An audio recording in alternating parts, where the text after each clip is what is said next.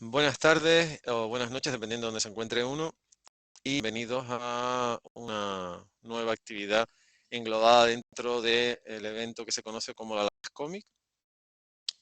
En primer lugar, dar las gracias a quien hace posible todo esto, que en este caso por orden sería, en este caso no por poner un orden determinado, pero bueno, la Lagunas Comic es una iniciativa de la Fundación para el Estudio y la Promoción del Lenguaje Gráfico.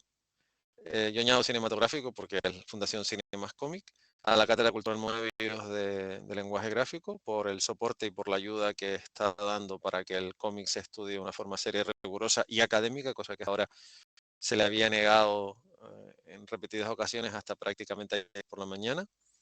A la librería del Maldito con su número uno a los mandos de la nave por seguir dándonos soporte, el soporte técnico necesario para que todo esto sea efectivo. Y en este caso, por supuesto, al Ayuntamiento de San Cristóbal de la Laguna, a todas las personas que trabajan en el área de cultura, en logística, todos los que están haciendo posible que la Laguna Escomi sea una realidad, y a los distintos organismos que también hacen posible que lo que era una iniciativa sobre el papel hace unos meses, en cuestión de nada, sea una iniciativa real. Bueno, ya es una iniciativa virtual porque ya las actividades virtuales empezaron ayer, pero bueno, el jueves es cuando se sube el telón y empieza lo que es el evento a nivel presencial. A ver, el título de esta charla, no quiero, voy a tratar de no ser más académico de lo que ya suelo ser cuando estoy acompañado. Lo que pasa cuando estoy acompañado me suelen parar solo, es más peligroso, pero bueno, esas cosas pasan por problemas de logística, no es posible que me acompañe nadie. Entonces, bueno, de hecho la idea digamos que partió de mí, y voy a tratar de defenderla lo mejor posible. Ahora, el título de esta charla, que a su vez es el título de una exposición que se inaugura el día 25, es Superhéroes Made in Asia con comillas, puntos suspensivos, supervillanos también. ¿Y por qué es Made in Asia? Cuando dirán, bueno, vamos a ver, ya hay héroes y superhéroes de todo tipo y condición, ya vayan montados en una nube, como puede ser el caso de Son Goku, ya puedan ser Power Ranger, ya pueda ser Ultraman, ya pueda ser lo que ustedes quieran. Pero lo que ha pasado, y en realidad no es una cosa que se le pueda achacar única y exclusivamente por ejemplo, al territorio nacional, ha pasado prácticamente en todos sitios, incluso en Estados Unidos e incluso en las grandes editoriales, en este caso DC, que es la más veterana de todas, porque Marvel, que la gente ya le está añadiendo el 80 aniversario. Marvel Comics no nació hace 80 años, lo que nació hace 80 años fue Timely. Marvel Comics es más de los años 60. Pero hay un caso, y voy a empezar, bueno, cuando empiece con las imágenes, a ver, la selección de imágenes que vamos a empezar a ver ahora es solamente una pequeña parte de todo lo que se puede ver en la exposición presencial. Y además voy a empezar, o sea, las imágenes están seleccionadas para empezar con una imagen que no es manga. O sea, me refiero que no tiene nada que ver ni con el manga, con el anime, sino, bueno, lo único que tiene que ver es que es el cartel japonés de la película de Batman, la película basada en la serie de televisión que se estrenó con sobre todo uno de los momentos más descacharrantes de la serie, que es el repelente de tiburones. Lo digo porque verán a alguien que vive en una escala, y uno de ellos es Batman, bueno, Batman y el Joker. Y Batman saca el repelente de tiburones, que es posiblemente uno de los gags más divertidos. Y bueno, para esta serie se creó la avalancha, porque la avalancha no existía anteriormente y de hecho está creada específicamente para la serie. La avalancha y el helicóptero, pero fundamentalmente para esta serie no había presupuesto para hacer un ala de Batman, un Batwing. Era más un helicóptero con las alitas, pero la lancha se hizo en este caso específicamente para las necesidades de la película. Y bueno, digamos que todo esto, todo el volver a rescatar o el conocer lo que era el tema de los superhéroes Medinasia, empieza con este libro, que bueno, también, o sea, yo aquí no he puesto la portada, bueno, o sea, la portada y la contraportada y el fajín sí está en la exposición presencial. Este libro no está escrito por nadie de DC. Este libro está escrito por Chip Kidd, que es un diseñador y un coleccionista fundamentalmente de cosas de Batman, con la ayuda sobre todo de Saul Ferris, que es uno de los grandes coleccionistas de Batman que hay en el mundo. sobre todo en la época en la que este libro se escribió. Y este libro es muy curioso porque cuenta una historia que puede parecer mentira, pero no lo es. Cuenta la historia de una persona, cuenta la historia de alguien, que en este caso es Chip Kid, que estamos hablando de principios de un incipiente Internet. Estamos hablando de finales del siglo XIX, finales del siglo XX, principios del siglo XXI, sobre todo principios del siglo XXI. Esto que ven es el lado contrario, o sea, esto ahora lo situaré, esta imagen la vamos a dejar quieta hasta que retome con esto. El caso es que este hombre que había terminado de hacer precisamente un libro sobre merchandising de Batman, descubrió en internet alguien que tenía unas sospechosas páginas de un manga, de un Batman con estilo japonés, del que nadie hablaba. O sea, las páginas con estilo japonés son estas. O sea, estos son páginas reales, lo que pasa que rotuladas en inglés. Las páginas, esto es una página, una portada, una de las portadillas que tenía la colección de el Batman de Jiro Kubata, que se le conoce como el Batmanga de los años 60. Y esto, que parece mentira, eh, por el control que se tiene a nivel de derechos y demás, esto permanecía, este es el Batmanga exactamente, pero bueno, hablaremos del después, en principio no, iremos ya a lo que es la parte de la Liga de la Justicia. Esto estaba hasta la primera década del siglo XXI, la propia DC Comics no tenía ni idea, o sea, los originales estaban en los archivos del grupo editorial Kodansha, que es uno de los grupos editoriales más poderosos que hay, no solo en Japón, por ende del mundo. Pero en Estados Unidos no se daban por enterados. Este hombre fue a hablar en ese momento con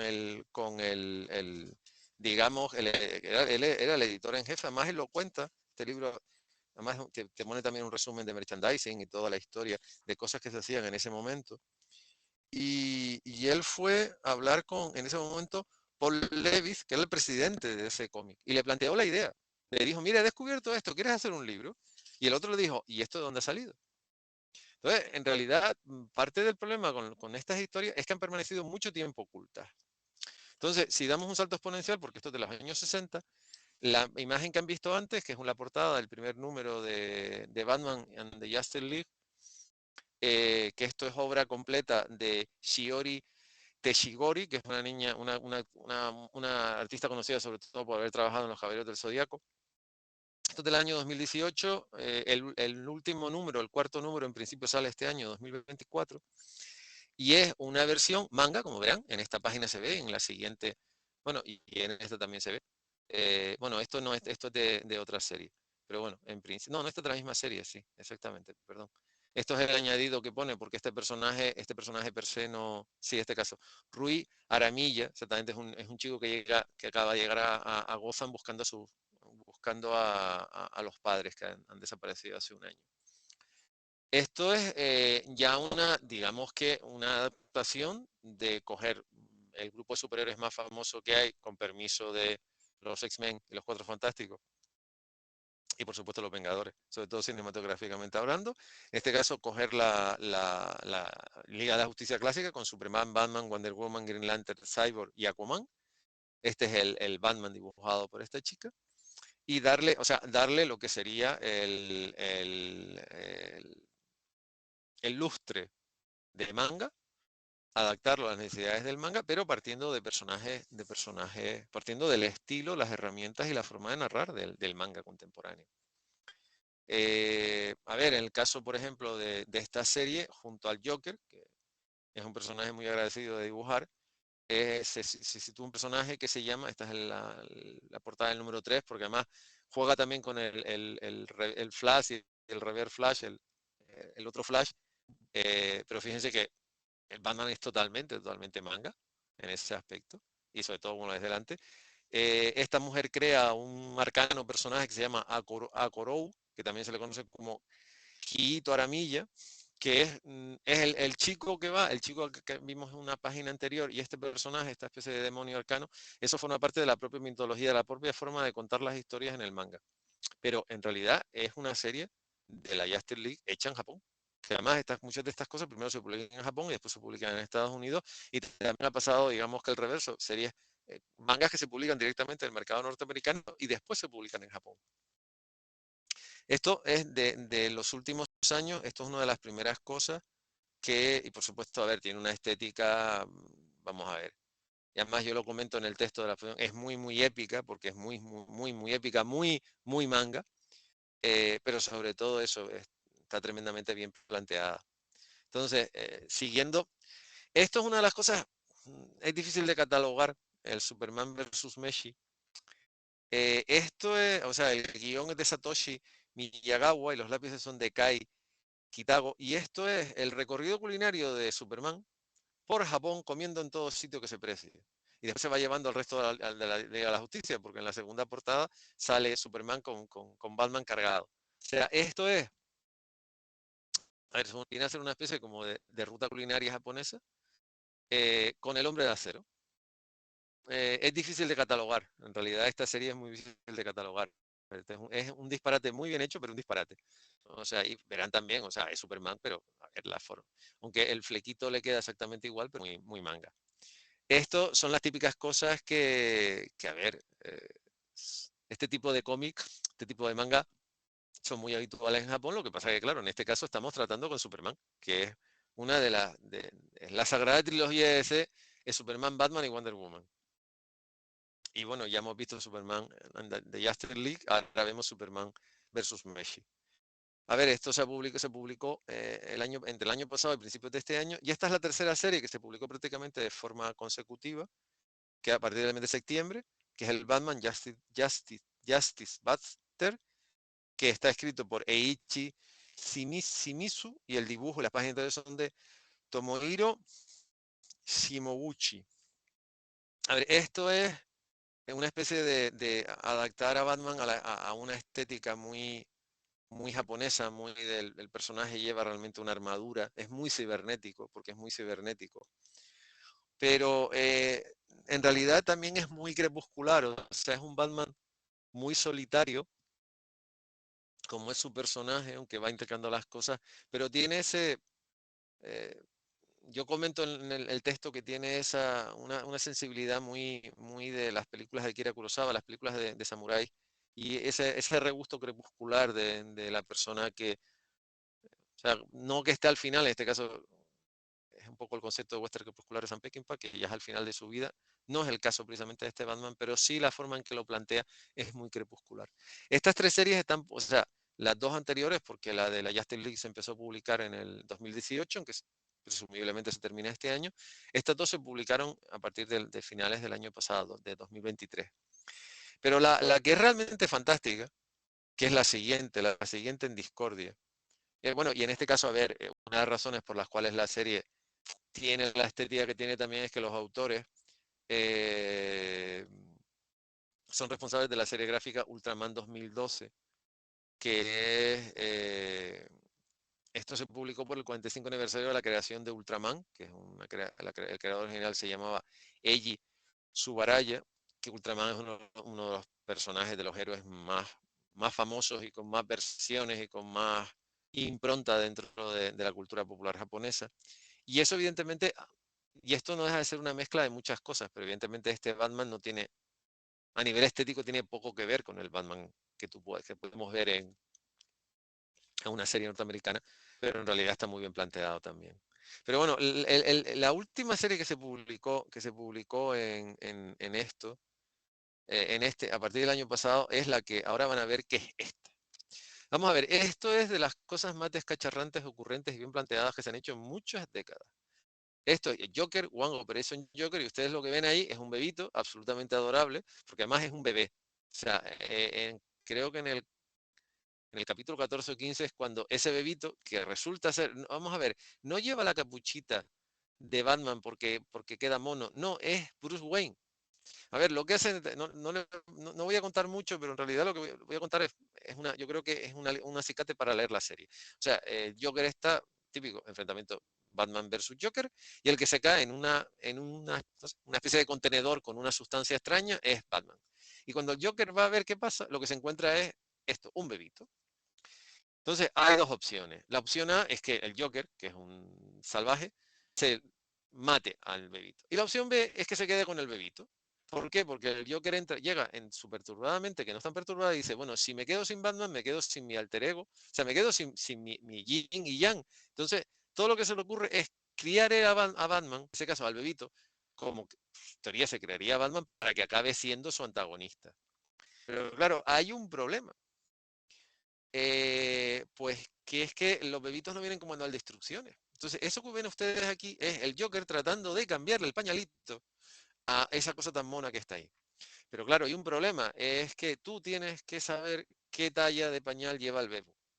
Y el problema es que en el primer capítulo, que además tiene una nada disimulada influencia de la primera película de Joker protagonizada por...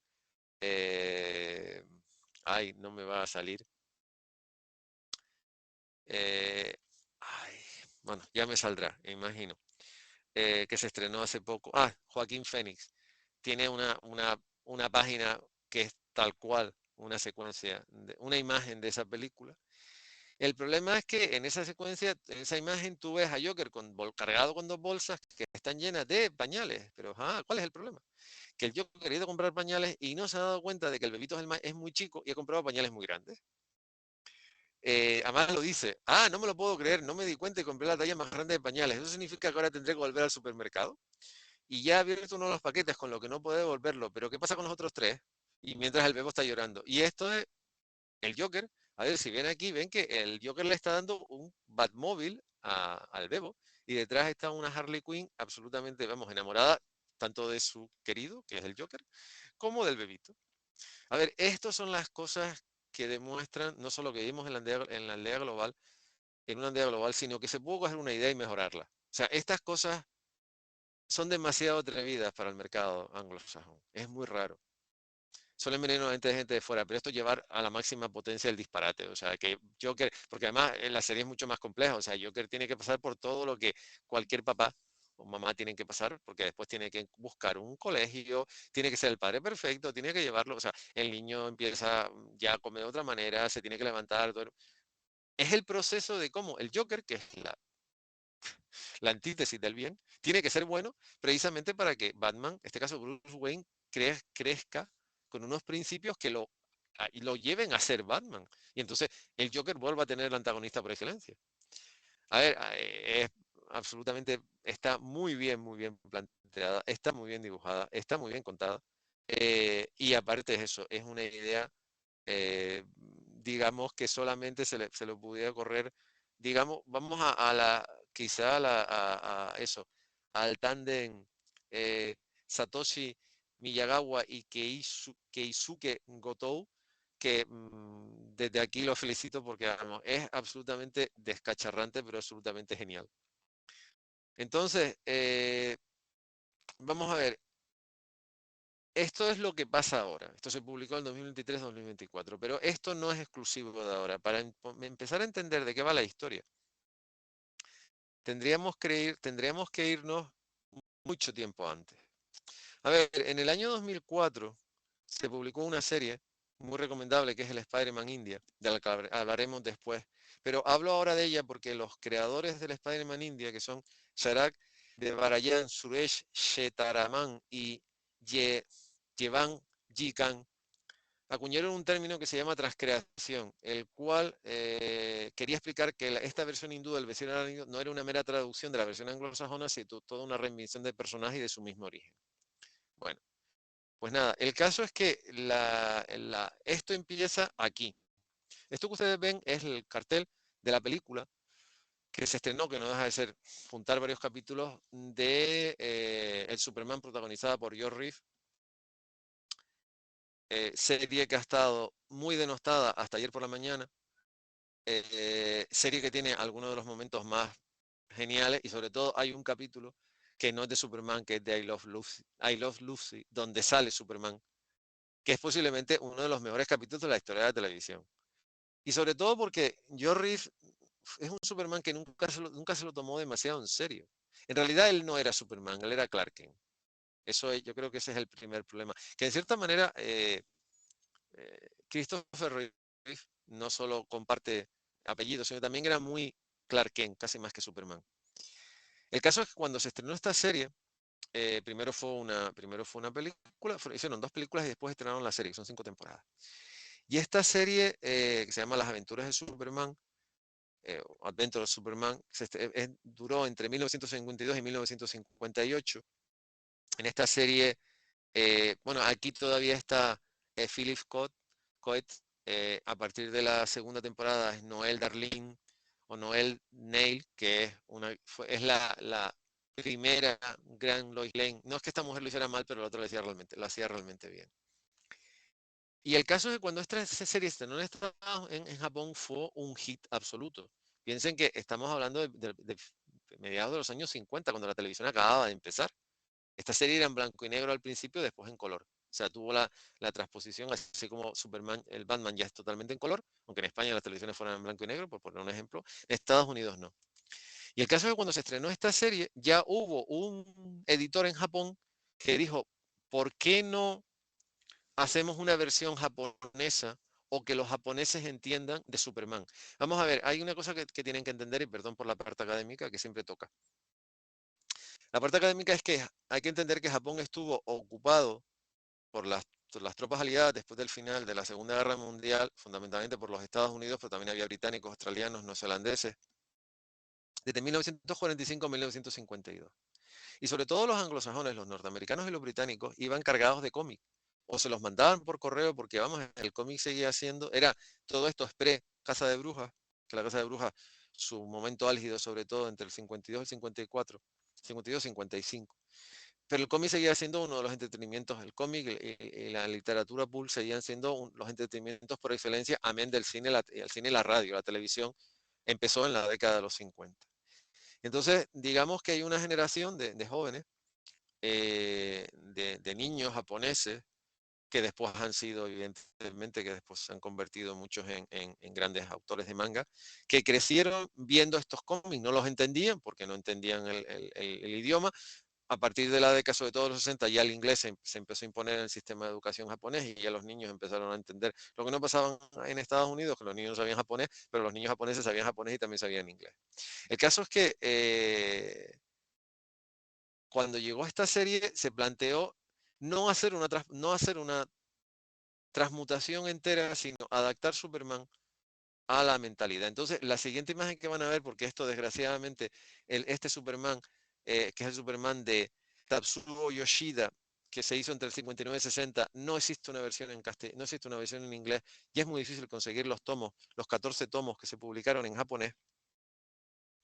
A ver, en realidad, fíjate, además la serie Superman tiene la famosa frase de Look up in the sky, it's a bird, it's a plane, it's Superman, que traducción rápido, miren al cielo, es un pájaro, es un avión, es Superman. Eso forma parte de la cultura popular contemporánea, entre otras muchas cosas, porque digo, hay mucha gente que decía que a George Kiefer Brewer, también conocido como George Reeves, le venía grande el personaje de Kal-El. Yo sinceramente pienso que están equivocados.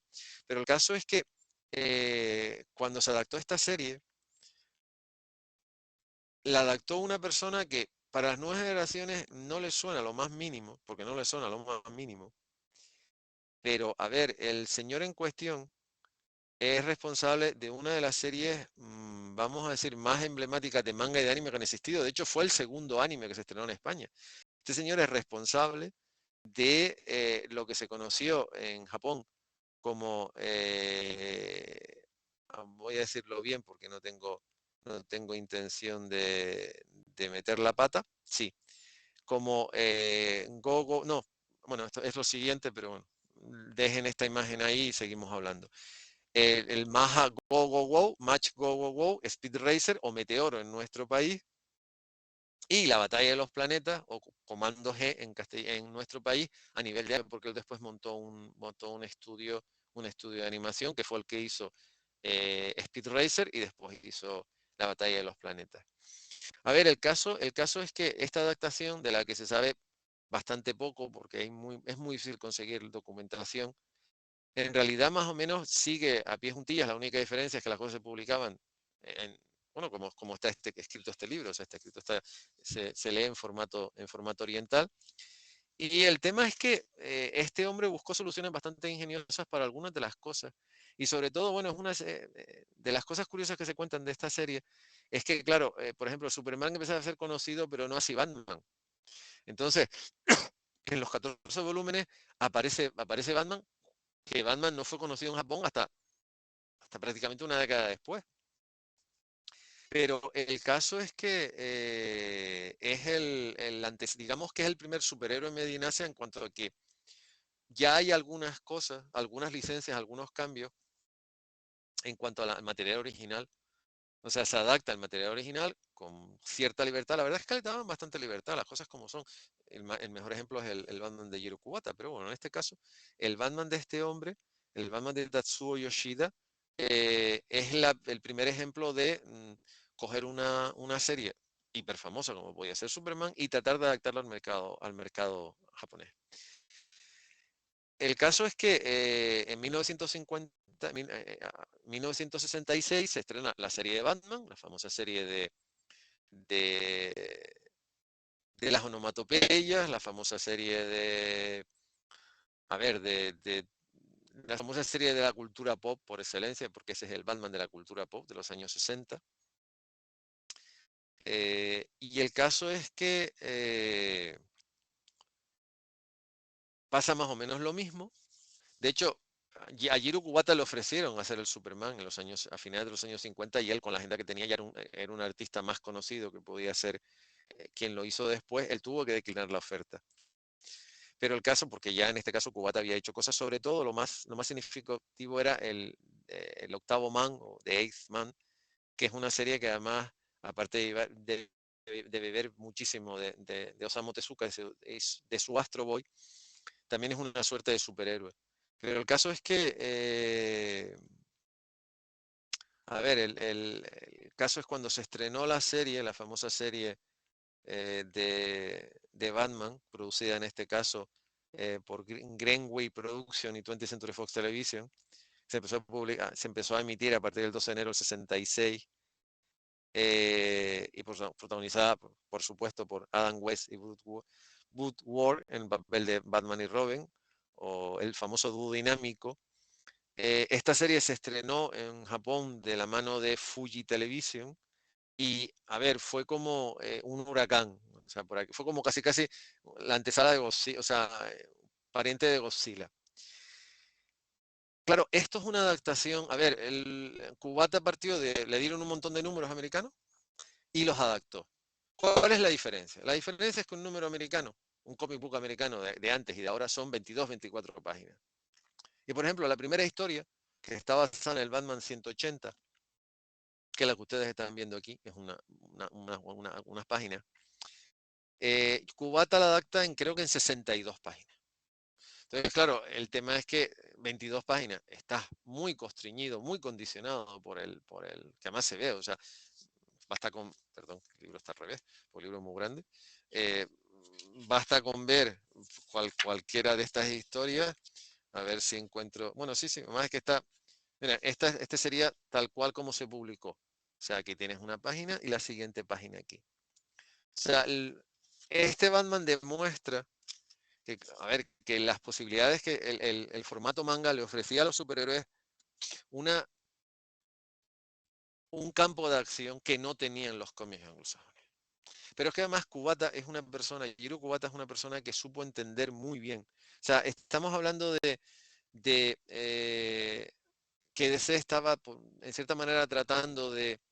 O sea, Batman pasó una época horrenda, como cualquier cómic que se precie por la Casa de Brujas en los años 50. Se tocaban un montón de temas insulsos, no se tocaban. Eran temas de ciencia ficción, el monstruo de la semana, cosas así.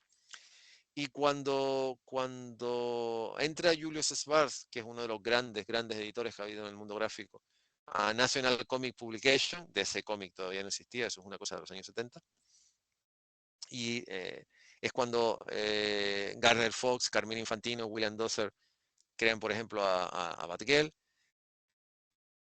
Batman vuelve a ser un personaje más serio, se tocan temas más serios, ya no es el Batman saltimbanqui, aunque en realidad hay mucha gente que le ha echado en cara a la serie de televisión que desvirtuó el personaje. Yo creo que lo que hizo la serie de televisión fue poner al personaje en el candelero.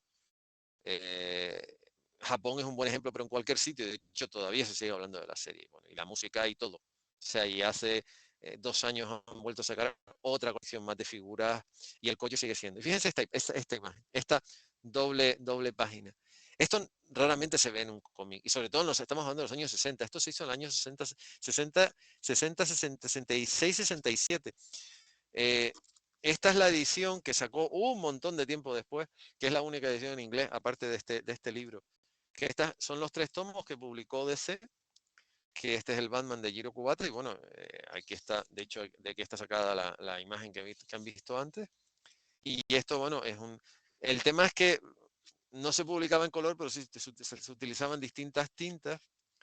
Y fíjense, en un número normal, o sea, estamos hablando de que en un cómic normal de americano, o sea, un comic book de los que se podían comprar, bueno, aquí está precisamente a ver si la ven, sí, la página en cuestión, la doble página. Un cómic normal, este señor lo venía a adaptar, espérense porque el tema es encontrar exactamente, sí, aquí está. Todo esto es un cómic de 24 páginas. Y este señor empieza a contar la historia en la página 3 y acaba en la página 65. O sea, en 62 páginas, que es 3 veces más el espacio que tenía un comic book americano. Pero, vuelvo, repito, Kubata lo adapta muy bien, entiende muy bien a los personajes. Mantiene mucho, en cierta manera, la estética de la serie de televisión, el desparpajo de la serie de televisión. Fíjense, esta es la portada, por cierto, esta portada está firmada. Esta es una portada firmada, esto me lo facilitó un coleccionista en Estados Unidos. Esta es la portada del Batman, del Batman 180, en el que está basado la historia, una de las primeras historias que adaptó Jiro Kubata, y esta está firmada por Adam West, por el actor que hacía de Batman en la serie de televisión de los años 60. Y este cómic tiene 22 páginas, no tiene más. Y lo que este señor cuenta, este cómic cuenta en 22 páginas, Kubata lo cuenta en 62. Y además te digo, el tema es que Kubata entiende a los personajes. O sea, entiende la dinámica, entiende muchísimas cosas. Y eso, a ver, el tema es que él adaptó en realidad 5 números de Batman eh, y 15 números de Detective Comic.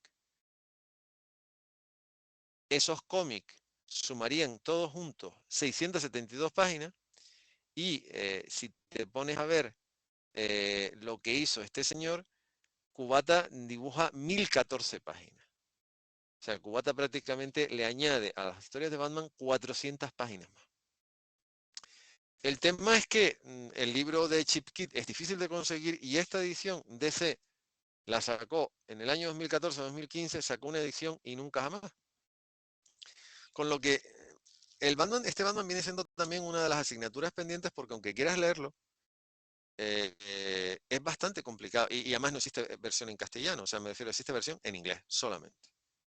Pero piensa en eso, que esta serie se publicó en el año 66, 67, el libro de Chip Kit es del año 2008 y esta edición de DC del año 2014, siendo una de las mejores adaptaciones, posiblemente con permiso de otras de las que hablaremos ahora, que se han hecho en su momento. Y aparte, es tremendamente divertida, te lo pasas muy bien viéndola, te lo pasas muy bien leyéndola, y tiene un desparpajo absoluto. Entonces, además eso, él murió hace 2 años. Él dice que le costó en su momento acostumbrarse, pero que en realidad al final no. Al final, como dijo uno de los dibujantes, el dibujante con el que trabajaba, Kazuma Rai, que era el que trabajaba con él en el Eighth Man, dice, la forma en la que dibuja Kubata-san es muy hermosa. No piensan lo mismo. Yo admiro mucho su trabajo cada vez que me detengo a verlo. La verdad es que sí, tiene una forma de dibujar preciosa. Entonces, bueno, esto fue eso, sí, fue el rescatar esto fue un empeño entre David Mazzucchelli, el dibujante norteamericano, dibujante guionista, Chip Kidd y Saul Ferry, que primero en el 2008 publicaron el libro del Batmanga, The Secret History of Batman in Japan, y después lo que hizo DC el 2014-2015. Y ahora vamos a dar, y entonces, esto pasó en el 66-67, y en el año 1970, la Casa de las Ideas le hace Marvel Comics, fue la que tocó la puerta y dice, bueno, si esto no les... Yo tampoco tengo muy claro que ellos tuvieran presente que DC había publicado, primero el Superman y después este Batman, pero el caso es que ellos tocan a la puerta, porque ya a finales de los años 60, principios de los 70, empieza a haber tiendas en Estados Unidos, sobre todo en Nueva York, que venden manga japonés en japonés, no ninguna cosa traducida. Entonces, la siguiente imagen que veremos ahora tiene que ver con otro de los santos griales, aquello que todo el mundo quiere ver y no puede ver, que es esta. Esto es la versión manga de Incredible Hulk. Y la versión manga del Incredible Hulk que se llama, perdonen que la lea, pero vamos a ver, tengo memoria, pero considero que para eso si has estado escribiendo algo, aprovecho lo que has estado haciendo. Porque además no se llama evidentemente así. De esto siento que las imágenes tienen la calidad que tengan, pero esto le pasa como el Superman que comenté antes. De esto no existe versión en inglés, ni nada que se le parezca. Esto solamente puedes conseguir las versiones en japonés. Esto se llamó Araku Monsuta Komiku, o The Incredible Hulk de Kazuo Koike, con dibujo de Yoshihiro Morifuji. Kazuo Koike es muy conocido, entre otras muchas cosas, por es el guionista de Lone Wolf. O sea, este señor no es un perfecto desconocido. Y en este caso, vamos a ver, esto ya empieza a cambiar. ¿Por qué? Porque aquí ya no hay un David Banner, un David Bruce Banner, o como lo quieran poner, no. Aquí la versión humana del monstruo verde, del coloso verde, es el Dr. Araki, un científico japonés superviviente de la bomba atómica, Little Boy, que arrasó la ciudad de Hiroshima el 6 de agosto de 1945, quien viaja hasta los Estados Unidos de América años después para trabajar en un artefacto destructivo que se nutre de la radiación gamma. O sea, esto no deja de ser una cosa muy curiosa, porque, a ver, esta serie refleja una problemática muy real en el Japón. Japón estaba absolutamente, bueno, solamente tiraron unas bombas atómicas, pero Japón lo arrasaron, entre otras muchas cosas. Bueno, fundamentalmente por una cosa, porque Japón, en ese momento, las casas estaban casi todas construidas en madera, con papel de arroz, y los norteamericanos se dedicaron a bombardearlas con bombas de fósforo para crear incendios y arrasar. O sea, siempre se pone como ejemplo Hiroshima y Nagasaki, pero el resto del Japón también acabó bastante destruido. Ya la figura del emperador no tiene el mismo porte, el mismo talante que tenía antes. Es un país invadido, es un país condicionado. Y en realidad al final Japón, ven, esta es la Hull y el científico japonés. Esta es una de las... También esto es gentileza de precisamente el editor de Marvel, de Tom Breadwood, el que acabó editando no solo esta serie, sino de todo el Spider-Man, que tiene una página web, que tiene un blog, y gracias a ponerme en contacto con él me facilitó este material, porque desgraciadamente conseguirlo es muy difícil. Y esto lo que plantea eso es una realidad, el hecho de que los japoneses tuvieron que mirar hacia sus vencedores para poder sobrevivir, porque Japón se quedó prácticamente sin recursos. Ese es el gran problema que tuvieron. Entonces, aquí no solo cambia el nombre, también, por ejemplo, el caso de Betty Ross y Rick Jones se convierten en Mitsuko, aunque el científico la llama Michan, y el segundo se llama Rikitenda, que es un niño de padre americano y madre japonesa. Tadeusz Robb se queda exactamente igual como el comandante Talbot, y el científico sabotador ruso Igor, que mantiene su nombre de idiosincrasia como en la serie original. En realidad, en esto cambia poco. Lo que pasa es que a medida que va pasando, la serie se va oscureciendo. Esto es una de las cosas que diferencia sobre todo a las series. Fíjense que esto se publicó en una revista que además desapareció, se llamaba Weekly Bokura Magazine, que esta serie desapareció en el mismo momento que se dejó de publicar en 1971 este Hulk. Y como curiosidad hay que decir que esta serie, que utilizó en planchas originales dibujadas por Herbert William Trimble, que es uno de los dibujantes por excelencia de Hulk, porque estuvo casi un lustro encargándose de los lápices, utiliza onomatopeyas tales como boom, por ejemplo, o tuof, que es algo, o sea, no utilizan onomatopeyas japonesas como se puede ver aquí, no, ellos utilizaron las muchas planchas japonesas, planchas originales anglosajonas. Y a ver, de esto se podía escribir mucho si se consiguiese entero, que en realidad se publicaron muchos menos números. Pero lo cierto es que parte de las portadas tenían como protagonista a Hulk. Entonces, esto es otro de los santos griales. Y esto es un ejemplo un poco de lo que sucede con el Spider-Man India. Lo que pasa es que el Spider-Man India está, digamos que focalizado, o sea, centrado con todo dentro del mundo hindú. Y aquí la idea, lo que yo sí he podido leer es prácticamente el principio, la génesis del personaje es muy parecida a la génesis del personaje original, del original de Stan Lee y dibujada por Jack Kirby. Pero los nombres ya empiezan a cambiar, los personajes ya empiezan a tener cada vez más influencia, y ya digamos que esto empieza a ser, esto ya es un superhéroe medinacia, porque en realidad sí, en realidad ya es, por lo poco que se puede desgraciadamente saber, porque esto es una de las series que a mí me encantaría poder leer entera. Es una de las cosas, una de las series que he tratado he ido consiguiendo con el paso de los años, porque la exposición y esta charla no son producto de un día, esto lleva un poquito de trabajo detrás. Es una serie que me encantaría, aunque esté en japonés, por lo menos verla gráficamente, porque las páginas están muy bien. Y bueno, esto se publicó entre 1970 y 1971, hasta el verano del 71. Y de forma paralela, al Hulk manga se publicó la primera adaptación del vecino arácnido, que será la imagen que tendremos que empezar a ver ahora, que yo de todas maneras, mientras la imagen aparece, esto es exactamente, son las primeras páginas, y esto es la versión anglosajona que se publicó en 1997 del Spider-Man. Aquí tienen al lagarto.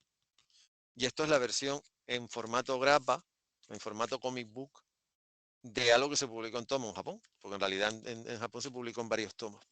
Perdonen, pero es que se me había caído el Spider-Man y he tenido que rescatarlo. A ver, del Spider-Man, vamos a ver, Spider-Man ya en el año que esto se adaptó, que se adaptó en 1970, el vecino arácnido ya era conocido. Eso es innegable. O sea, siempre Spider-Man ha sido uno de los personajes que mayor impronta de difusión han tenido. Por ejemplo, aquí ya es cuando el propio Tom Brevoort comenta lo de hacer una adaptación transnacional, que es lo que comentan los autores, los responsables del Spider-Man India. A ver, el tema es que ya, vamos a ver, Peter Parker no se llama Peter Parker, este que ven aquí es eh, Yu Komori en un instituto japonés. O sea, aquí no, él no se va a ningún sitio, a ningún experimento. Él está en un laboratorio, un instituto japonés, que bueno, evidentemente en los años 70 estos institutos estaban en Japón, pero no en muchas más partes del mundo. Y está siendo, pues eso, es el típico, sigue siendo el mismo niño introvertido, no lleva gafas, curiosamente, como lleva Peter Parker, pero bueno, sigue siendo, digamos que un outsider. Y aquí, por ejemplo, su mejor amiga, otra variación. Aquí Mary Jane no es como puede ser la Mary Jane de la serie anglosajona. Aquí su mejor amiga se llama Rumiko Shiraishi y es su amiga epistolar. Vamos a ver, se conocen por carta. Se acaban conociendo en la serie, pero se conocen por carta. Eh, y después vamos a ver su tía May, su tía May en versión americana, en anglosajona se llama May. Y en este caso, Mary Jane no existe como tal, lo que tenemos es a Rumiko. Jameson sí está igual. O sea, Jameson es Jameson, igual de gruñón que siempre, porque además Jameson aparece como responsable de la edición. Fíjese, aquí es el momento en que en el laboratorio del instituto una araña radioactiva pica en este caso, a Yu Komori. Yo estaba diciendo que Jameson es el responsable de una edición japonesa del neoyorquino Daily Bugle llamada Yoho Newspaper Co. O sea, esa es la variación. A ver, durante los primeros números, ahora verán en la siguiente página es cuando ya aparece, cuando él se da cuenta que tiene poderes y está trepando por la pared. Esto Vamos, esto además, de cierta manera, por ejemplo, en la serie de televisión y en la película de Sam Raimi sale exactamente igual. Yo tengo asumido, no sé en la serie de televisión, pero Sam Raimi se ha visto estos cómics. Eso lo tengo más claro que el agua. Pero además está muy bien, y eso que la serie en Estados Unidos nunca se terminó de publicar de manera íntegra. En los primeros números aparecen, eh, mira, aquí es cuando sale Spider-Man, más con la misma tipografía, y un Electro que no es el Electro normal, sino el hermano, el hermano atormentado y perdido de Rumiko Shiraishi. Después sale el Lagarto, que en este caso es también un doctor, pero en este caso es el doctor Inumaro, y el Canguro, que sigue siendo Fran Oliver, igual que en la versión norteamericana, lo que pasa que se indica que es norteamericano, pero no se indica su nombre. Hasta aquí, vale, muy bien. Entonces es cuando la serie original, esta serie en principio fue responsabilidad de, no quiero pasarlo por alto, de primero Kosei Ono en los guiones y después de Kazumasa Hiraike y después al dibujo Ryoichi Kegami. Ryoichi Kegami es un señor que a mucha gente le sonará fundamentalmente hoy por hoy a las nuevas generaciones por Crime Freeman y Mai, pero sobre todo por Crime Freeman, uno de los grandes dibujantes japoneses. Esto es una de las primeras obras de Kegami, que además va evolucionando con el paso de los números. Pero a partir de la séptima entrega, por aquello de llevar la cronología norteamericana, es cuando los guiones ya son totales de Kazumasa Hirai y es cuando esta, por ejemplo, esta portada, a ver, esto es el David de Miguel Ángel vestido en la ropa de Spider-Man. O sea, y si no saben de lo que estoy hablando, por favor, váyanse, consulten Miguel Ángelo Bonarotto, Florencia, el David de Miguel Ángel, y verán que hasta la posición o sea, la pose es exactamente lo mismo. El caso es que cuando cambian las historias, hay cosas que no cambian. El rotativo, una vez que Spider-Man aparece en el mercado, el rotativo que controla Jameson en Japón ataca exactamente igual, pero ya los temas no son los mismos. Y les pongo dos ejemplos de algo que se hizo en el 1970-71 que en Estados Unidos ni estaba ni se le esperaba. Uno es una historia que se llama You Under Suspicion, según la versión norteamericana, donde se plantea de una forma nada descarada, o sea, presento, nada disimulada, perdón, el intento de violación grupal de una serie de estudiantes para con una niña. Es una versión japonesa de la tristemente célebre manada en un país como el nuestro, que desgraciadamente eso tampoco es exclusivo de un país como el nuestro. Y después nos enteramos que todos los niños son los reputados. Esto hay que esperarse porque he ido aligerando porque si no es más complicado. Primero nos enteramos que los niños son todos muy respetables, hasta que se encuentran con la arma de su zapato que es Yu. Y sobre todo después la siguiente parte, el siguiente argumental que se llama Summer of Insanity, donde se plantea algo que en Estados Unidos no se podía plantear y se planteó en Japón. Me explico. El personaje principal que sale en esa historia, George Midoro, es un soldado, un combatiente de Vietnam que acaba destinado en una de las muchas bases que había en Japón, en este caso en la base aérea de los marines de la ciudad de Iwakuni, y este señor tiene claramente estrés postraumático y vamos a dar la vuelta a la historia, lo que hace el guionista es coger la estética de Easy Rider, la contracultural película de Dennis Hopper y Peter Henry Fonda, que sigue siendo absolutamente mítica antes y ahora, y con una estética que además el personaje se parece, en cierta manera tiene un aire con Peter Fonda, la moto utiliza el mismo tipo de moto, pero este señor es un auténtico sociópata, o sea, un señor que se dedica, no tiene el más mínimo pudor en dispararle a quien se le ponga por delante. Es un relato, hay momentos que es absolutamente escalofriante. por la crudeza en la que está planteada la historia, porque está planteada de una forma totalmente, o sea, el personaje es una persona, eso, un sociópata, un esquizofrénico, como ya no sabe muy bien a qué atender, y además le terminan dedicando varias páginas, eh, por ejemplo, y lo dicen de esta forma, o sea, es la traducción más literal que hay, sería la guerra del Vietnam, un campo de batalla lleno de muerte y destrucción. Yormi Doro, nacional estadounidense, soldado de primera clase, ha pasado 4 largos años en el infierno viviente y al terminar lo han destinado a la base aérea de los marines en la ciudad japonesa de Iwakuni. Y este señor va creando, vamos a ver, acaba secuestrando un avión hasta que se encuentra con Spider-Man. Esto era impensable en un cómic en Estados Unidos. O sea, lo más similar, lo más parecido es 2 años después, bueno, que 2 años después, 3 años después, cuando el vengador por excelencia, el sociópata por excelencia, aunque no es tan sociópata, sobre todo si atiendes, por ejemplo, a la serie, a la serie de la plataforma que hará vuelto al lugar al que pertenece porque los derechos son de la factoría Disney. Punisher debutó en el Amazing Spider-Man 129 de febrero de 1974. Es una portada muy importante porque evidentemente lo es, en este caso en Spider-Man.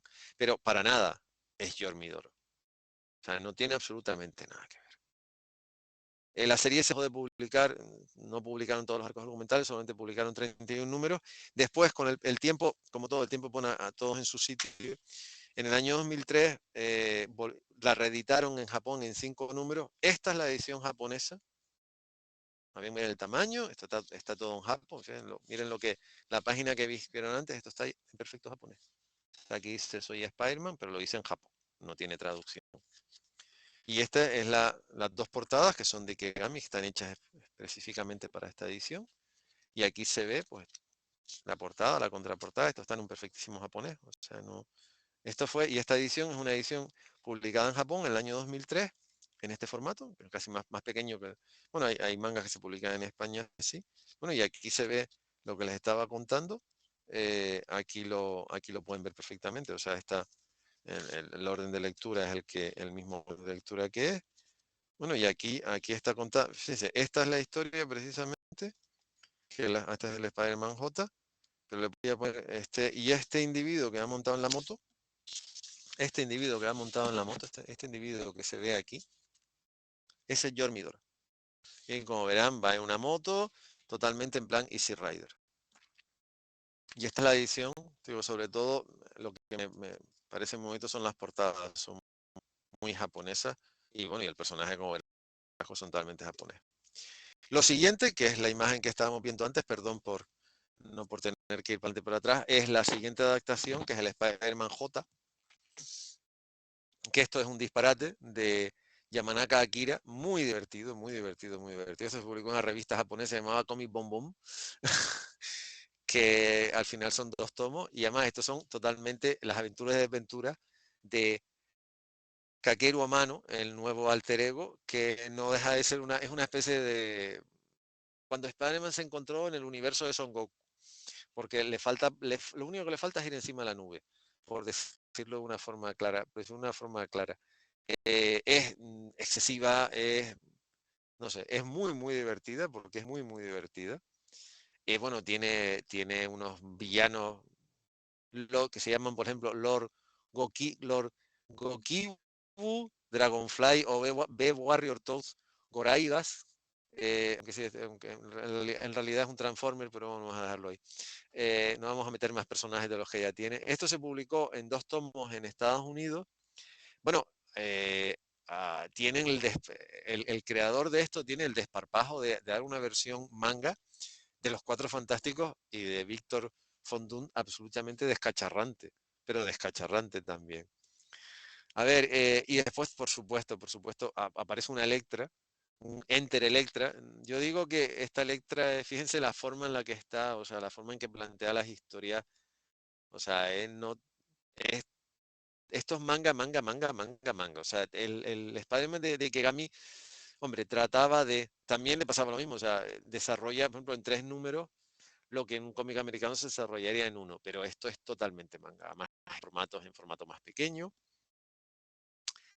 A ver, Red Nathaniel Richard sale totalmente, es el empollón por excelencia, alguien no lo puede disimular. Y el caso de eso, el caso de la Electra, que es Electra de Frank Miller, pero bueno, casi es una Electra entre la Electra de Frank Miller y la Electra de una Electra salida de las películas de la Canon Group Inc., porque además pone Enter Electra, que eso no deja de ser en la primera película de los ninjas que hizo la Canon, se llamaba Enter the Ninja, pues esto es exactamente igual. Eh, a ver, es eso. No sé exactamente cómo. Aquí, evidentemente, el personaje es totalmente japonés, la gente que lo rodea también. Eh, tiene una salvedad que es que tiene un policía, que es el oficial Makoto, que viene a ser como una reinterpretación de Jim Gordon, el comisario por excelencia del universo. Fíjense, esto es totalmente manga. O sea, no.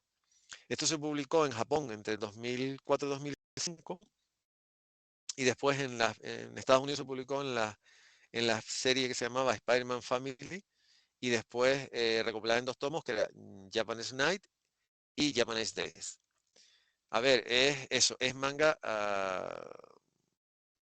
Aparte de esta serie tiene una estrecha relación con el Spider-Man Mangaverse, que fue un intento de sacar una colección propia de manga por Marvel, desarrollada fundamentalmente por Cary Andrews,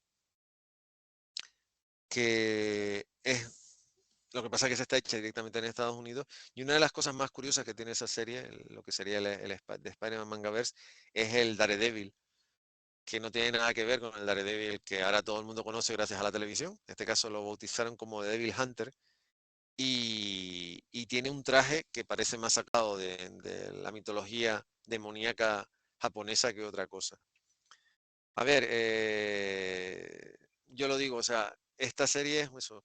En esta serie tú estás esperándote encontrarte con Son Goku, con Monkey D. Luffy, ese personaje que ahora también la gente conoce por la televisión, que evidentemente One Piece es muy anterior, sobre todo a nivel gráfico, pero es tremendamente divertido. Y además es de las que a las nuevas generaciones les puede llegar a hacer leer, les puede obligar a leer Spider-Man. Esta es la segunda portada, fíjense. O sea, más es un Spider-Man, cuerpo pequeñito, cabeza muy grande, o sea, tiene todos los excesos, todos los tics de un manga japonés. Y la última versión que ha salido de Spider-Man es el Spider-Man Fake Red de Yusuke Osawa, que se publicó en la versión, que es esta versión, que se publicó el año pasado, aunque se publicó en Japón entre el 2019 y el 2020, se publicó en el año pasado por Viz Comic en versión inglesa. A ver, esta serie bebe directamente de la mitología de. O sea, en la Cristal se ve, bueno, Venom, se ve un personaje que es sacado y bueno, y se ve también el escorpión. Pero esta serie bebe de algo mucho, mucho más antiguo, que es el Spider-Man, Amazing Spider-Man número 59, número 50, que se le conoce como Spider-Man No More, escrita por Stan Lee y dibujada por John Romita Sr., John Romita Papá y Mike DeMeo, que es lo que verán después, verán una ese número 50 posee una de las portadas y una de las páginas más impactantes de la historia de Spider-Man, que después se han dedicado a reversionarlas en multitud de ocasiones. O sea, aquí ven la portada del único tomo que ha salido, porque esta serie la suspendieron. Esto se publicó en la revista virtual Pocket Magazine entre julio del 2019 y marzo del 2020. Esta es la portada del Spider-Man número 50, que es una de las portadas más famosas, más emblemáticas, más conocidas. Vamos a ver, si te gusta Spider-Man, tienes obligación de conocer esta portada de memoria. Pero esto no es lo importante, es la siguiente página lo que es importante. O sea, la siguiente página es la que marca un antes y un después. Es cuando Peter Parker se harta y abandona el traje y deja de ser Spider-Man.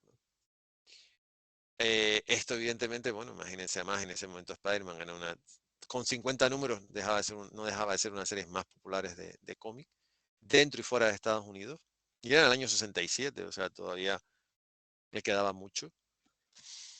Y el Spider-Man Ferrey bebe de esta historia. El personaje principal, que es es un estudiante del montón que trata de sobrevivir en el instituto, se llama Yu Onomae, se encuentra el traje de Spider-Man.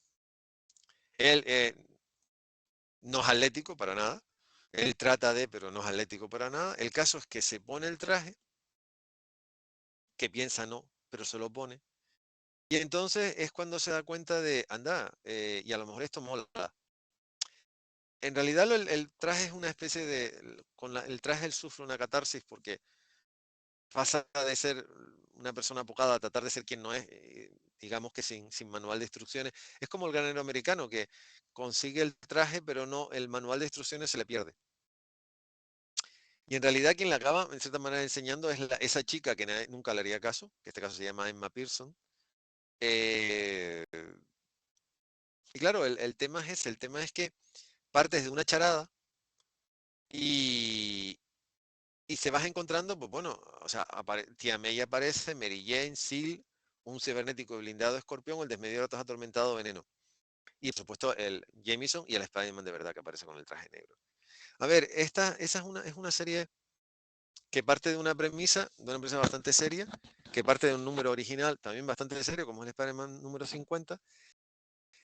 Está muy bien dibujada, está muy bien resuelta, el dibujante es tremendamente respetuoso con la historia original, es muy manga, porque es muy manga. De hecho, espérense porque el número lo tengo, perdón que salga y entre, pero lo tengo aquí. Este es el tomo original.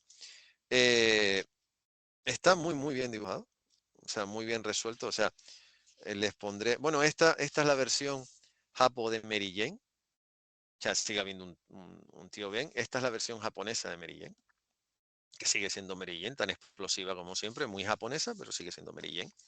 Pero tiene momentos, a ver, tiene este momento totalmente japonés, totalmente manga, cuando Emma descubre en la bolsa que es Spider-Man, aunque en realidad no es Spider-Man, pero bueno, da igual.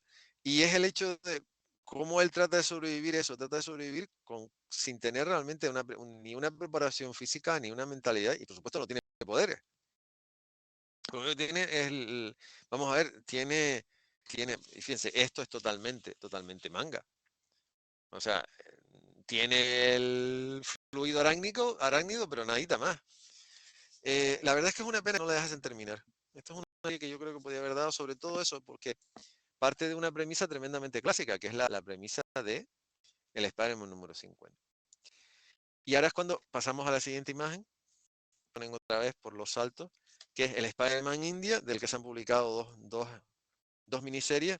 Esta es la portada esta es el número original. De hecho, la portada que van a ver está escaneada directamente de este número. Y, y esto es una propuesta absolutamente genial. Y genial porque fíjense, dice, es una cosa que sale precisamente aquí en el primer número, en la penúltima página. Eh, dice, de que Suresh Setharaman y yo fundamos en 1997 Gotham International Group. Siempre hemos soñado con integrar un personaje occidental, un superhéroe en el mercado de la India. Para nosotros, esta serie Spider-Man India ofrece una forma única de hacer que un héroe internacional también se transforme en un héroe local. Somos de la opinión de que los superhéroes resuenan en la psique universal en la India, gracias a siglos de historias mitológicas plagadas de dioses y héroes con poderes supernaturales. Este proyecto es la culminación de dicha unión. Y una de las cosas que más ayuda a que los lectores se identifiquen con Spider-Man es el hecho de que el personaje vive en un mundo real en vez de una ciudad ficticia. El que los lectores de la India vean por vez primera esta nueva versión de Spider-Man saltando entre rickshaw, que son estas motos de 3 ruedas, que es el sistema de transporte por excelencia de la India, y trepando un monumento local tal y como la puerta de la India, es realmente divertido. Este es el personaje, esta es la versión hindú. O sea, en este caso Peter Parker se llama Pavir Prabhakar, no Peter Parker, y la niña, su tía se llama Maya y su tío se llama Bean. Y después, vamos, en este caso, eh, sí, en este caso, y la niña que sale aquí, esa niña es Mera Jain, que es esa chica que nunca se fijaría en él, como Mary Jane nunca se tenía que fijar en Peter Parker, porque vamos a ver, es la antítesis. Peter no es precisamente lo que una niña como ella tendría que fijarse. Pero ven que él va vestido, es el ambiente real, ellos van vestidos, todo es real.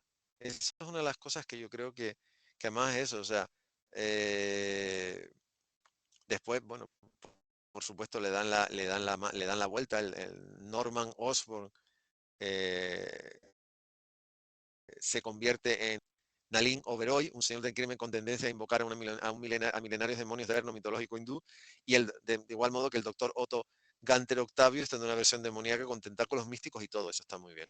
Esta es la versión hindú eh, de Mary Jane, que como verán es igual de despampanante que puede ser la versión anglosajona, pero está dentro del mundo hindú. Y bueno, y el propio traje, o sea, si lo ven bien, o sea, el pantalón, las sandalias, todo está exactamente igual, está totalmente integrado dentro de lo que es el mundo hindú. Y sinceramente, y aquí no hay animalito, no hay animalito radioactivo. No.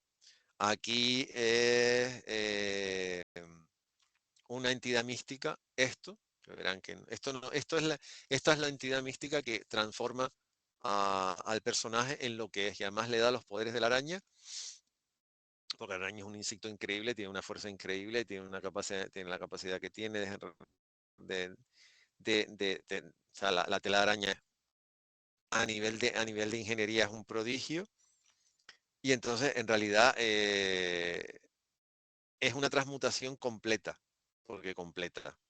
Y además, por supuesto, el traje también lo es. Y después es una serie que tiene un montón de guiños al mundo real. O sea, se nombra, por ejemplo, aparte de eso, los rickshaws que ya hemos hablado antes, al actor, uno de los actores por excelencia, Shah Rukh Khan, que es uno de los pilares, uno de los actores sobre los que se asienta, con permiso del Gran B, sobre los que se asienta. Fíjense, esto es exactamente igual. La diferencia es que los zapatos que lleva, la indumentaria es hindú, pero es Spider-Man, que es cuando él ve que tiene poderes y se da cuenta que trepa como una araña y que tiene fluido arácnido. O sea, es exactamente igual. Lo que pasa que adaptado a lo que es, que a mí me parece, es una serie está tremendamente bien planteada. Después es cierto, la sociedad hindú acaba siendo retratada tanto en esta serie como sobre todo en la segunda. Fíjense lo que decía. Esto que ven aquí, esto es un rickshaw, que son esas motos de ruedas, y eso, todo esto es real. O sea, ya Peter Parker está en Mumbai, no está en Nueva York. Y este caso no es Peter Parker, en este caso. Entonces, después se nombra fiestas típicas como puede ser Diwali, que es la celebración que simboliza la victoria de la luz sobre las tinieblas y del conocimiento sobre la ignorancia. A ver, y eso. Pavir es un niño hindú que de repente, por avatares del destino, las fuerzas del bien lo eligen como paladín para enfrentarse a las fuerzas del mal. Está muy bien hecha. Esta serie, sobre todo la primera. La segunda también está muy bien hecha. La segunda muy entretenida también. En este caso que la segunda, el nombre genérico sería Seva, que es en la mitología, dentro del hinduismo representa el concepto de un servicio desinteresado que se realiza en beneficio de otros seres humanos. A ver, quizá lo que cambia en la segunda serie el grafismo. Este grafismo es más pictórico de la primera serie que es de la segunda. Pero en realidad al final viene a ser lo mismo. Y además es una serie que tiene un montón de guiños y es una serie políticamente bastante incorrecta, porque bastante incorrecta. Y es curioso porque esta serie cuando salió pasó sin pena ni gloria en comparación. Ya resulta que incluso encontrar estos números, los números de grapa es tremendamente difícil. Porque esta serie la pedí cuando salió, la idea me pareció fantástica de salida, diciendo una Spider-Man India. Claro, yo también partía de la base que ya conocía cuando salió esto en el año 2004, que se publicó de manera simultánea en la India y en Estados Unidos. Yo ya conocía la Spider-Man de Kegame, por ejemplo. Pero me pareció muy bien. Y de hecho, ahora que la puedo ver con otra perspectiva, todavía me parece más genial. Digo, la segunda serie que se publicó a finales del año pasado, a principios de este año, también está muy bien. Y digamos que esto se publicó en 2004-2005, pero si seguimos un poco la cronología, hay algo antes, en este caso algo que viene de la mano de DC, que es esto, que es otra nueva versión de Batman, que sería, bueno, ahora la siguiente imagen que vamos a ver es en la portada del Batman de Kiya Samilla, que es uno de los grandes dibujantes contemporáneos por excelencia. Que esto es la edición que publicó Norma hace un montón de años, porque donde ya de primera dada queda una cosa clara, que a Samilla le encanta Batman, le encanta Batman, le encanta el Batman de Tim Burton y le encanta Michael Keaton como Batman. O sea, ya está. Eso, véanlo y saquen la conclusión.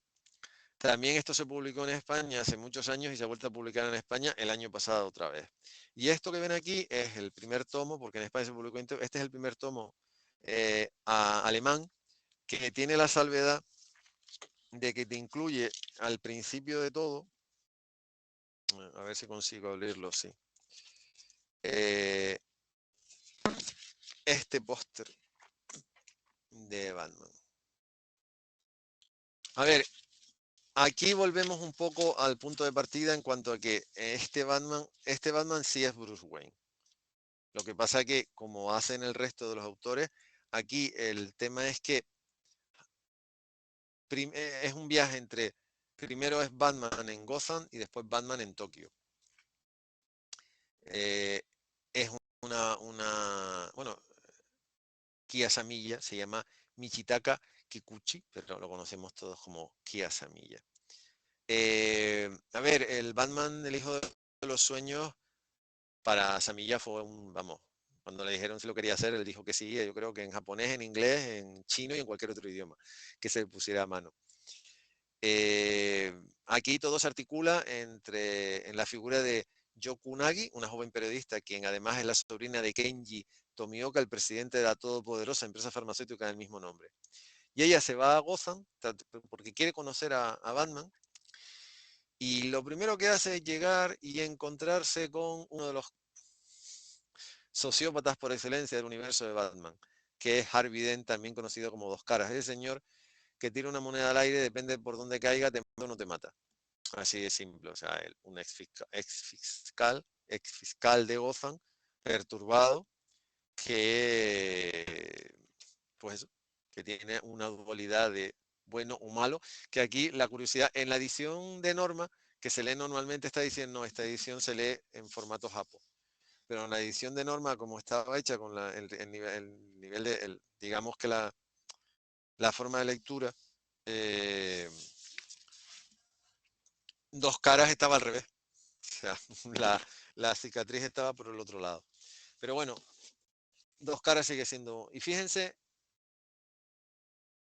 la forma que tiene Asamilla de plantear lo que hace un demente como Harvey Dent con una UCI en la mano. O sea, eh, esto es totalmente de manga. Porque además Asamilla entiende muy bien el cómic anglosajón y entiende muy bien cómo adaptar a los personajes. Eh, a ver, el hijo de los sueños es una forma de ver cómo un dibujante japonés no solo adapta a Batman, adapta a Harvey Dent, adapta a Oswald Cobblepot, en este caso el pingüino, la mansión Wayne y su vajilla, todo hay que decirlo. Por supuesto al Joker, faltaría más, Edward Nygma. También aparecerá por ahí, por esos lares, Selina Kyle, antes de que al final se acabe casando donde se acaba casando. Y entre medias hay una historia de drogas, hay una historia de tradición familiar, hay una historia de egos, hay una historia de...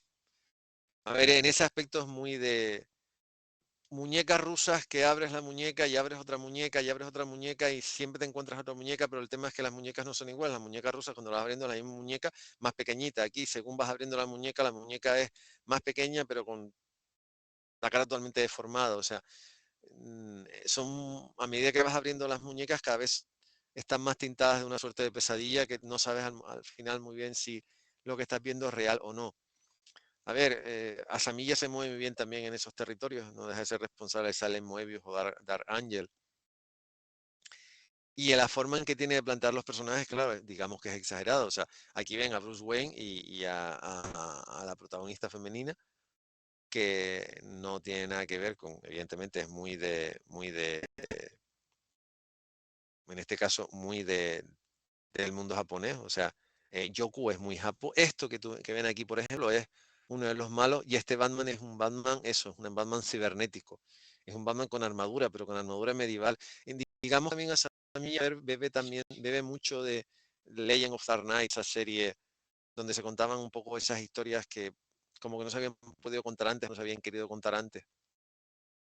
Pero es una historia tremendamente apasionante. O sea, para mí es una de las mejores adaptaciones que se ha podido hacer, que además se publicó relativamente pronto en España, porque esta serie se publicó, no voy a hablar de memoria por aquello de darle más o menos bueno, y después a Samilla se permite el lujo, entre otras muchas cosas, de homenajear y además a página completa el Batman Year One, o sea, el Batman año uno, porque admira muchísimo a Miller Masuccelli, por ejemplo, y por supuesto sale la Batcueva, sale la Mansión Wayne, y a ver, y Asamilla rediseña, y muy bien, el Batmóvil, eh, que después vendrá Kazuhiro Otomo, le añadirá más cosas, pero bueno, ya sabemos que Otomo todo lo que sea mecánico siempre lo va. Y después es muy cinematográfica, porque no deja de ser muy cinematográfica. Esto se publicó entre noviembre del 2000 y noviembre del 2001 en Japón, y en diciembre del 2004 llegó a España, que es realmente, vamos, realmente pronto. Y además la edición de Norma es muy buena. Después ha estado 2 años sin publicarse, no me pregunten por qué. Que eso también hace que lo de superhéroes Medinasia, la gente diga, es que esto existe. Bueno, pues sí existe. Lo que pasa es que también aquí se junta un poco el hecho de que las ediciones son difíciles de encontrar o no tienen edición en castellano, con que las personas que supuestamente, digo supuestamente porque me remito a los hechos, que supuestamente les gusta el manga y lo difunden, vamos a ver, la edición de Norma está, y hay mucha, o sea, se podía recurrir a ella como recurrido en su momento. O sea, no tienes mayor historia. Yo me empecé a documentar, al final tengo la edición inglesa, tengo la edición española y tengo esta edición alemana, por aquello de que además no se ve bien aquí, pero la portada está hecha con tintas metálicas, o sea, es muy bonita. La presentación es muy, muy bonita. Pero en realidad, vamos a ver, la historia estaba, lo único es una cuestión de rescatar, de entender que hay muchas cosas dentro del manga, más que incluso que en el cómic contemporáneo, pero estas historias siempre se han pasado de puntillas. Esta imagen la han cogido como forma de promocionar la exposición. Y del Batman de Kiasamilla, y esta es no la contraportada, sino la imagen que ven ustedes que se ve al principio de Michael Keaton es la sobrecubierta, y esto sería la cubierta del tomo, que es la misma, que la versión alemana, con la diferencia que les he dicho, aparte que tiene la maquetación es distinta. Esa es totalmente mate y esta está hecha con tintas metálicas. Y de ahí pasamos a una historia de 8 páginas, dibujada en el cuarto. Para empezar, esta es me imagino que a las nuevas generaciones no les sonará, pero Alex Toth es uno de los mayores y mejores narradores gráficos que ha habido en la historia. Y esto fue su último trabajo. Esta es la última cosa que hizo Alex Toth antes de fallecer. La portada del número 4 de la primera miniserie Batman Black and White. Que aquí lo que se pretendía era contar, utilizando el carácter digamos que el carácter noir del personaje, del personaje de Batman, hacer historias cortas de 8 páginas en blanco y negro. Y en el cuarto número de la primera miniserie, que además esta serie Batman Black and White bebe directamente de James Warren, o es su editorial, Warren Publication, de Archie Goodwin, que es posiblemente, si no el mejor, uno de los mejores editores en jefe y guionistas que ha habido en la historia del cómic, aparte de una persona a la que todo el mundo habla bien. Desgraciadamente falleció muy joven y muy pronto. Y lo que pretendía el Batman Black and White, pues se estaba publicando hasta antes de la pandemia, es hacer lo mismo que hacía en este caso el editor, que es Mark Chiarello. Él es admirador de la revista Creepy, revista en la que trabajaron, por poner un ejemplo, Alec Toth, Fran Frazetta, Al Williamson, Alfonso Williamson, Ángelo Torres, Jane Collan, Steve Ditko, Bernie Wrightson y Richard Corben. A ver, con cada uno de estos se puede hacer media docena de exposiciones y escribir una docena de libros y posiblemente nos quedemos cortos. Hacer algo similar, evidentemente salvando mucho la distancia, porque algunos ya no estaban desgraciadamente o no estaban haciendo lo que tenían que hacer, pero bueno, vamos a dejarlo.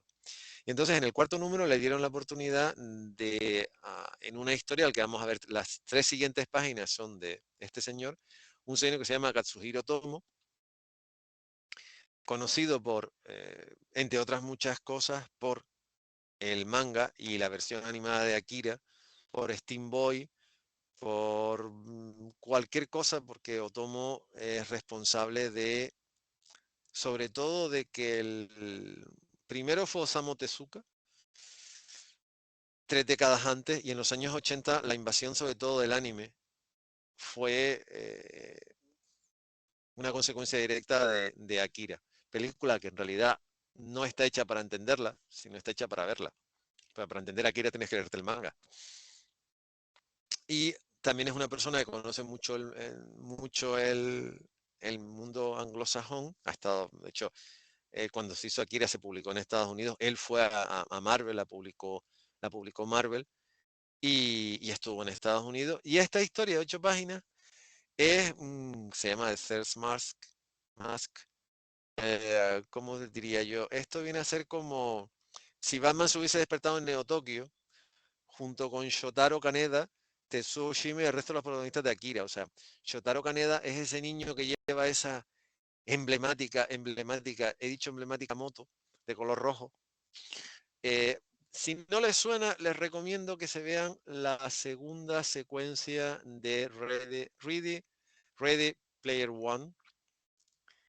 El prota va en un DeLorean y la prota va en esa moto. Esa es la moto de Akira. Es la moto que lleva Shotaro Kaneda. Pues en realidad esto es una versión cyberpunk de Batman. A ver, es Otomo, ¿qué le voy a decir? O sea, si se dan cuenta, este niño parece, o sea, esta situación parece, bueno, ahí sale Jim Gordon, pero eso parece sacado de Akira. Además es una historia donde tampoco sabes muy bien no sé si, por supuesto saca un coche, lo rediseña, porque a Otomo le pasa como le pasaba a Juan Jiménez, que todo lo que tuviera tuercas, tornillos, bielas, ruedas y motores les encantaba. A Juan le privaban, lo digo por experiencia personal, y a Otomo le encantan. Basta con ver Akira o basta con ver Steam Boy. A ver, son eso, 8 páginas increíbles. Existe una edición en castellano del Batman Black and White. Y curiosamente, cuando se habla de Otomo, nunca se habla de esta historia. O por lo menos yo no he oído a nadie cuando se pone a hablar de Otomo que hablen de esta historia. Este niño que se transmuta en una criatura, esto es Akira. A ver, estas son las cosas que evidentemente, pues eso, sobre todo por la retroalimentación, te traes a uno, llevas a otro, te traes a uno, llevas a otro. Y bueno, cuando se ofrecieron, y además que la responsable de la traducción, Jo Duffy, es una de las primeras personas que aprendió japonés y empezó a traducir y a meter cuando estaba en Marvel, a traer, es una responsable directa de que Otomo, al final, que Akira se publicara en el mundo anglosajón. Entonces, bueno, al final es eso. O sea, llegas a un estatus y dicen, ¿qué quieres hacer? ¿Quieres hacer Batman? Sí, lógico. O sea, eso está claro. Pero que conste que, digo, aun existiendo edición en japonés, digo, en castellano, se suele hablar muy poco. Y siguiendo de manera cronológica, ya, ya metidos en faena, lo siguiente que se hizo en Japón, que también tiene su propia idiosincrasia, es lo que se llamó, perdonen porque lo tengo en la estantería, porque es que la mesa no me da más de sí, es esto, que es la sombra de Shadow of Spawn, que se me ha caído un tomo al suelo. Vamos a ver, esta es la portada del Spawn número 1, que es una de las series fundacionales de Image Comic. Este numerito vendió casi 2 millones de ejemplares Vendió 1.700.000 ejemplares. A ver, la historia de McFarlane, la historia de Image es la historia de 7 de los mejores dibujantes que había en ese momento en Marvel, que también trabajaban para ese, que se cansaron de no ser propietarios de sus creaciones, porque evidentemente eso en Marvel y en DC no pasa. Dieron el portazo, nadie les auguró nada bueno, montaron una editorial y los 6 primeros números que se publicaron en Image, que menos vendió 750.000 ejemplares. Y el Spawn prácticamente 2 millones. Spawn es excesivo, o sea, Spawn es excesivo y su creador es excesivo y medio, pero cuando todo el mundo le decía que estaba loco, creó su propia compañía de juguetes y hoy día, hoy día es una de las mejores compañías de juguetes del mundo. Y Spawn acaba de publicar el número 352, que se dice pronto. Y además, Tom McFarlane es una persona tremendamente inteligente en cuanto a analizar el mercado. Y en el año, digamos que de cierta manera, a la estela de, bueno, el caso de Albert Francis A. Simon, eh, es uno de los personajes que forman parte de la cultura contemporánea y esta es una de las portadas más emblemáticas que hay. El caso es que esto se publicó en el año 1992 y en el 98-99 en la revista Dengeki Comic Gao se publicó Shadow of Spawn, que es una obra completa de Yuzo Kotaro, que esto es la versión, a ver, esta es la, no, perdón, no sé, mira yo. Esta es la versión de la versión anglosajona, este es el primer tomo, este es el segundo tomo y este es el tercer tomo de la versión anglosajona de Shadow of the Spawn. Entonces, si empiezan a ver las siguientes páginas, esta es el Spawn japonés, que en realidad vamos a ver, a tener la máscara y tener las cosas como las tiene. No hay mucha diferencia. Lo que van a ver después es la versión japonesa de otros de los personajes de la historia. Aquí la diferencia es que también los personajes, vamos a ver, en este caso el personaje no es Al Simon, aunque acá Al Simon acaba saliendo tiempo después. El personaje se llama Ken Kurosawa, que es un joven japonés estadounidense experto en artes marciales que se ve en la tesitura de vender sus habilidades físicas porque tiene que pagar los gastos generados por la enfermedad de su hermana. Entonces, y este es el de Clown, o después Violator, que tampoco cambia mucho porque es un personaje, digamos que Violator es un personaje muy extremo, es un personaje muy manga también. A ver, está hecha en blanco y negro, es una serie que cuando están tranquilos no se diferencia mucho de lo que pueda hacer. Cuando están peleando, ya la cosa cambia. Y no es que McFarlane no sepa dibujar, o el resto de las personas con las que ha trabajado. Aquí la historia es, él vuelve, evidentemente cuando vuelve no sabe cuánto tiempo ha pasado, él muere, en este caso lo asesinan, vuelve como un spawn, un Hell Spawn, y vuelve porque quiere en este caso cuidar a su hermana, sigue queriendo cuidar a su hermana. Entonces, a ver, en la versión manga se incorporan personajes como eh, Belzebub, que es con la hermana pequeña de Malevolgia, que es el demonio por excelencia de la mitología de Spawn, que en este caso hace de mentora de Alzheimer, hace de mentora de Ken, que no deja de ser como muy divertido. La historia. Eh, Hay una versión de Ángela, de ese personaje que creó Neil Gaiman para la serie original de Spawn, que le supuso un quebradero de cabeza y un litigio a McFarlane porque Gaiman quería recuperar su personaje y McFarlane no se lo quería dar, cuando en las, en las normas fundacionales de Image pone que los personajes son propiedad de sus creadores, no de la editorial. Micaela, y después, por ejemplo, es curioso porque ya en esta serie empieza a haber una transmutación de esta Chebello, que es un personaje que está basado en un juguete de la serie 7, de lo que se le conoce como el zombie Spawn. O sea, en este caso ya esta es Belzebub, que bueno, esto es total, verán que la estética es totalmente manga. O sea, la niña es totalmente manga. Y la propia forma de maquetación, todo es totalmente manga. Y en este caso, Quizá lo único que, bueno, y después, por ejemplo, a medida que va avanzando, va añadiendo personajes nuevos, juega con la mitología egipcia, que eso está, la verdad es que está muy bien, sobre todo porque además también estéticamente hablando, de hecho hay una serie posteriormente, fíjense, esto es un homenaje totalmente a McFarlane, porque esto está calcado de varios números de la serie original de Spawn. Serie que ha tenido sus altibajos, serie que ha sido muy controvertida en algunos momentos, pero es serie que ya ha pasado. O sea, ya cuando llegó al número 200, ya los agoreros dijeron que se iba a acabar Spawn. Y 250 lo mismo. Ya cuando llegó al 300, pero al 352 es como mi madre. Va a llegar a los 400. Y la verdad es que Spawn, McFarlane no ha dicho hasta dónde quiere llegar con esa serie. Es una de, solamente sobreviven dos series de Image original, que es el Spawn de Tom McFarlane y el Savage Dragon de Eric Larsen. Todas las demás propuestas como puede ser los Wildcat, como podía ser Jan Blot o eh, Lord Wetworth, desgraciadamente es porque su creador tuvo los problemas personales y familiares que tuvo y la enfermedad que tuvo, pero en este caso estaba muy bien.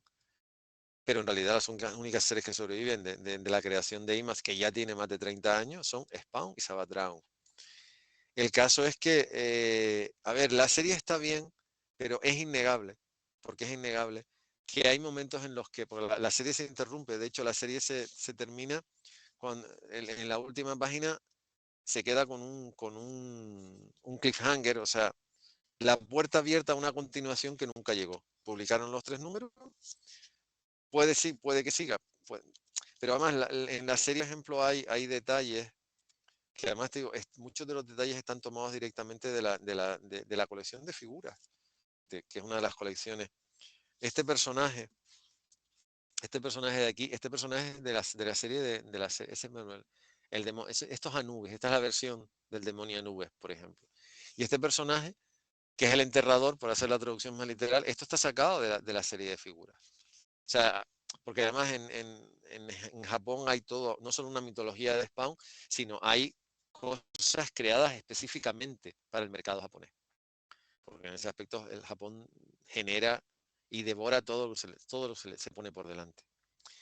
El caso es que, bueno, la serie se interrumpió, duró solamente un año, fueron 3 volúmenes y se planteó un tercer argumental que nunca salió. En España se publicó en formato grapa y hoy día es una serie dificilísima de encontrar, de la que tampoco se habla nunca. O sea, existe una versión manga de Spawn, no se habla de Spawn y tampoco se habla del manga Spawn o de Shadow of Spawn, cosa que tampoco sinceramente entiendo. Y a ver, antes comenté que bueno, el Batman de Milla se hizo ya totalmente con el beneplácito de DC, se publicó en Japón y después en Estados Unidos, pero un producto, la idea era norteamericana y esto que se publicó bastante tiempo después, que es esto, el Batman Death Mask, esto es lo contrario. Esto es DC, habló con Yoshinori Natsume y él hizo una historia para el mercado americano que posteriormente se publicó en el mercado japonés. O sea, ya es digamos que es el trasvase. Ya esta historia primero se publicó en Estados Unidos en este formato, y además en método de lectura japonés, o sea, método de lectura oriental, y después se publicó que también, por ejemplo, aquí el dibujante no tiene el más mínimo pudor de bueno, reproducir toda la playa de villanos habidos por haber implementado del universo DC, del universo por ejemplo, esto es el Batman año 1, esto es calcar directamente una de las páginas del Batman Year One de Miller y Mazzucchelli, para que no haya género de dudas. Aquí cuenta exactamente cómo se fue convirtiendo en lo que se fue convirtiendo. Y aquí tienen lo más granado del universo de chalados de Poison Ivy, Harley Quinn, del Joker, Killer Croc, Harden, Selina, El Acertijo, Mr. Freeze. Aquí tienen dibujado en las primeras páginas. Pero esto ya está pensado para el mercado anglosajón, que después se publicó en el mercado.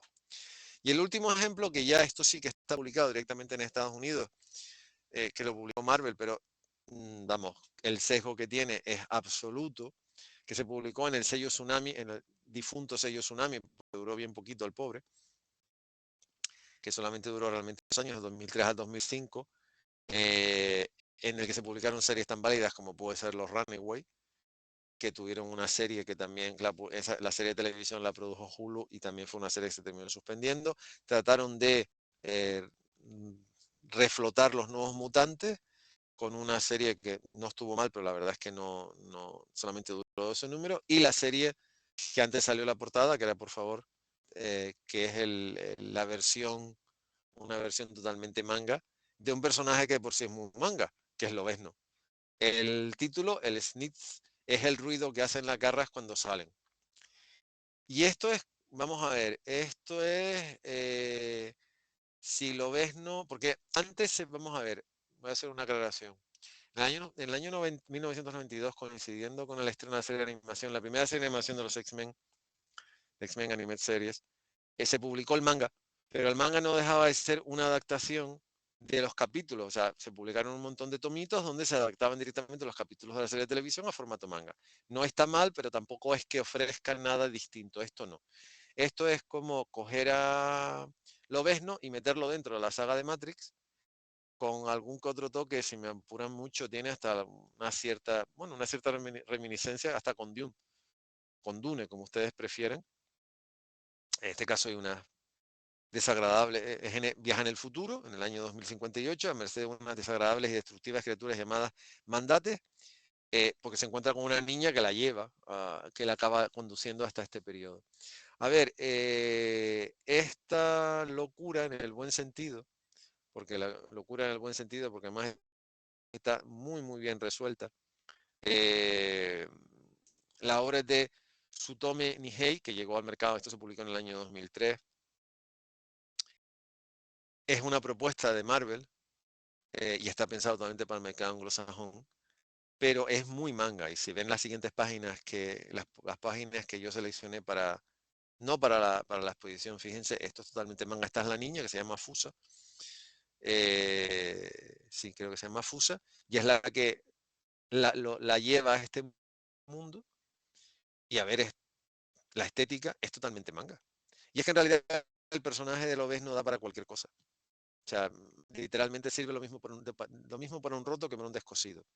Es una serie de solamente 5 números, porque es una serie pequeñita, pero es eso, es meter a Lobezno dentro de la estética de Matrix, de viaje alucinante, de un futuro totalmente distópico, y Lobezno haciendo de Lobezno en estado puro, porque además es que tiene que hacerlo.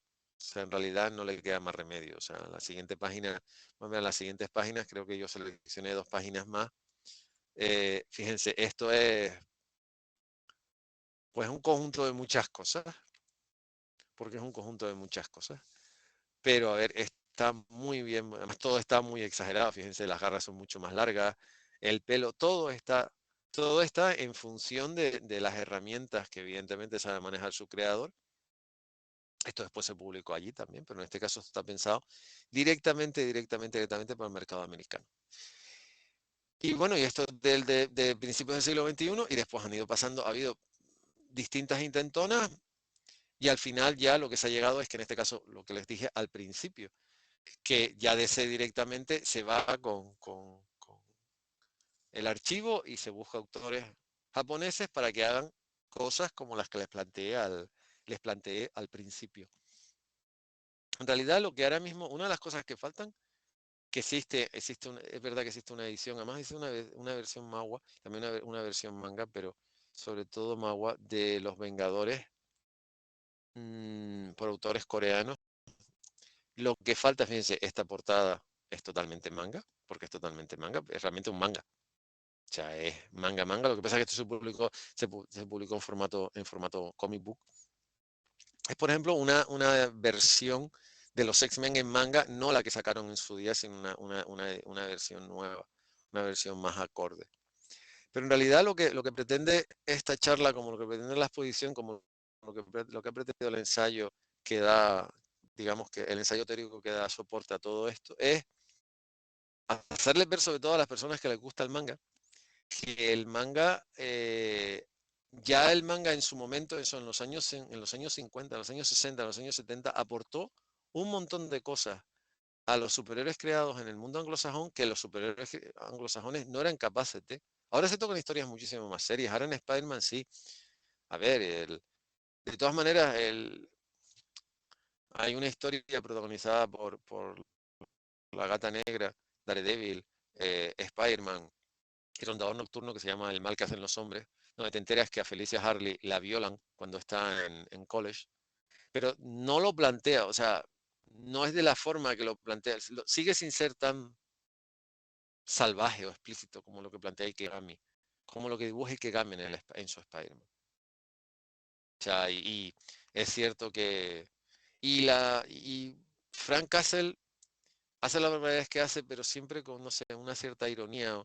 No, el George Komori Midoro, no, es una persona, o sea, se ha levantado con la guerra que dejó atrás y le está llevando al mundo normal esa guerra que dejó atrás. Y en toda guerra lo primero que hay son víctimas. Eso todavía cuesta mucho plantearlo, o ha costado mucho plantearlo en las series anglosajonas. Y la misma, vamos, el mismo nivel de locura, de exceso que se demuestra en el Batman de Kia Samilla, es lo mismo. O sea, yo creo que independientemente de que te gusten o no te gusten los personajes, si te gusta el manga, eh, merece la pena aquellas historias que están o traducidas al castellano o que están en inglés, merece la pena leerlas, porque te van a dar una... O sea, hay momentos en que te olvidas que estás jugando con determinados personajes porque están también adaptadas a la mentalidad y a las herramientas del manga contemporáneo, que da igual de la forma da igual por quién estén protagonizadas. Si tienen la oportunidad de ver la exposición, vamos a ver, aquí hay 60 imágenes, la exposición está compuesta por 180, con lo que se podrán hacer una idea bastante más clara y bastante más real de muchas de las cosas que les he estado hablando, pero digamos que como soporte teórico, premisa y como una forma de, pues bueno, les planteo el hecho les pongo los deberes de decir, bueno, si tienen paciencia, más allá de lo que hayan tenido que aguantar por todo lo que he tenido que contar, he tratado de resumir, pero es que son muchos. El tema es que son muchos, son muchas imágenes y bueno, yo no he querido dar unas breves pinceladas de cada cosa, pero como son muchas pinceladas al final, el tiempo es el que es. A ver, dicho esto, hay una pregunta, ¿cuál será el próximo superhéroe o supervillano en Medinasia? No lo sé, pero tengo claro que después de haber visto eso, cosas tan como Joker, One Operation Joker, yo creo que les quedan superhéroes de sobra como para poder adaptarlo. Y dicho todo esto, quiero volver a dar las gracias a la Fundación por promocionar un evento como la Laguna es Cómic, a la Cátedra Cultural Moebius, que en este caso además está en la Universidad de La Laguna, o sea que la cercanía geográfica ayuda a la librería de Maldito porque todo esto se oiga de la mejor manera posible, al Ayuntamiento de San Cristóbal de la Laguna y a los distintos organismos que han ayudado a patrocinar el evento La Laguna es Cómic, y espero que a nivel virtual estén disfrutando y a nivel presencial a partir del jueves disfruten con las 22 exposiciones, las charlas, los encuentros, las actividades y todo lo que se va a ofrecer durante esos 4 días en la Laguna Escómic. Yo por mi parte, pues nada, me despido. En este caso, cronológicamente hasta mañana, que me toca hablarles de un manga, de un anime, de un manga de cuando yo era pequeño, o sea, de hace mucho, mucho tiempo, hace 5 décadas y de una película que se estrenó hace menos, pero que desgraciadamente porque las cosas son así, pues no se la reconoció. Ahora se la está empezando a reconocer, pero en su momento se la ignoró bastante. Yo creo que fundamentalmente porque bebe eso, de una fuente muy antigua. Y eso, quieras que no, condiciona. Yo creo que el problema fue que los que la vieron en su momento ya les estaban muy mayores y las nuevas generaciones no tenían ningún punto de referencia. Pero bueno, siempre es bueno volver a revisarla. Eh, y nada más, gracias a todos ustedes y espero que disfruten eso. Les invito a que disfruten de la Laguna Comic, versión virtual, versión presencial, de la mejor manera posible. Buenas noches y muchas gracias.